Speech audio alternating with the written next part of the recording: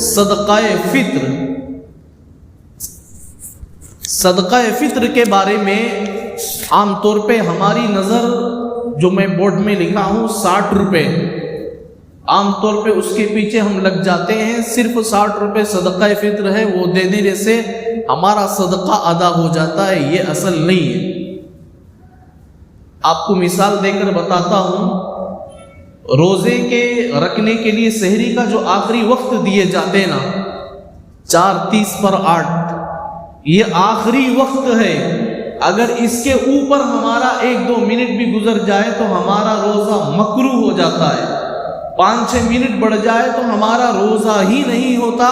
غیر رمضان میں ہم اس کا کفارہ ایک روزہ رکھنا پڑے گا۔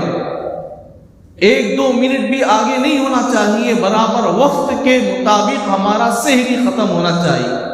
یہ جو وقت لگائے جاتے ہیں ہمیں اپنی طرف سے نہیں، وہ شریعت مطہرہ نے ہمیں وہ حساب دکھائی، اس کے لحاظ سے ہم وقت کو متعین کیے جاتے ہیں۔ تو یہ وقت متعین ہے، یہ آخری وقت ہے، اس سے پہلے 15-20 منٹ ہم کر لیں پہلے، یہ سب سے افضل ہے۔ اسی طریقے سے صدقہ فطر یہ 60 روپے یہ آخری درجہ ہے، ہم اس سے کم نہیں دے سکتے۔ غریب آدمی ہے، ہم ان کا حق دیے جاتے ہیں۔ ہمارا 60 روپے روزانہ چائے پانی کے لیے کئی ہزار روپے ہمارے ضائع ہو جاتے ہیں۔ ماہانہ اگر حساب ڈالے تو کئی روپے ہمارے خرچ ہو جاتے ہیں۔ عید کے دنوں سے پہلے رسول اللہ صلی اللہ علیہ وسلم نے فرمایا، عیدگاہ سے قبل، عیدگاہ کو جانے سے پہلے یہ صدقہ فطر دے کر جائے۔ اور اللہ کے نبی صلی اللہ علیہ وسلم نے صدقہ فطر دینے کے 4 طریقے بتائے۔ یہ گھیو میں دیے جائیں، اور دوسرا منقع میں دیے جائے، اور تیسرا کھجور میں دیے جائے، اور چوتھا جو میں دیے جائے۔ یہ 4 چیزیں اللہ کے نبی صلی اللہ علیہ وسلم کے اور اصحاب رسول سے اور دین متین کے لحاظ سے ہم لوگوں کو یہ بات پہنچی ہے۔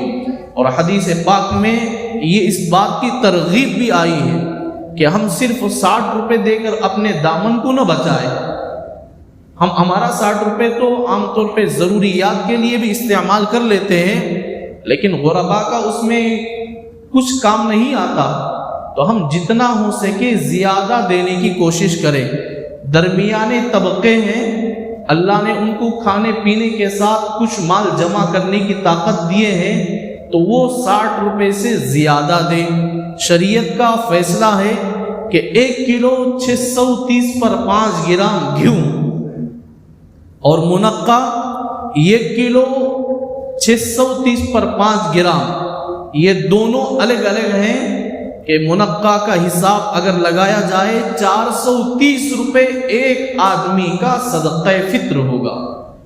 اب فی الحال اس ماحول میں آج کے دن کا رقم ہے جس میں لگایا گیا منقع کا حساب 430 روپے ہوتا ہے ایک صدقہ فطر۔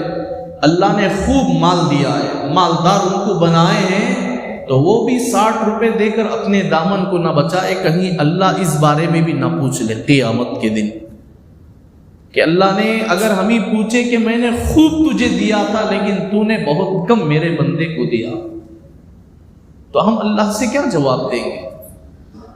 تو یہ ایک صدقہ ہوتا ہے گھیو کا جو 60 روپے آخری درجہ ہے، اور دوسرا منقع کا حساب ہے جس میں 430 روپے کا حساب ہوتا ہے ایک صدقہ فطر، اور تیسرا کھجور کا رقم ہے 3 کلو 270 گرام جس کی قیمت 600 روپے ہے ایک صدقہ فطر،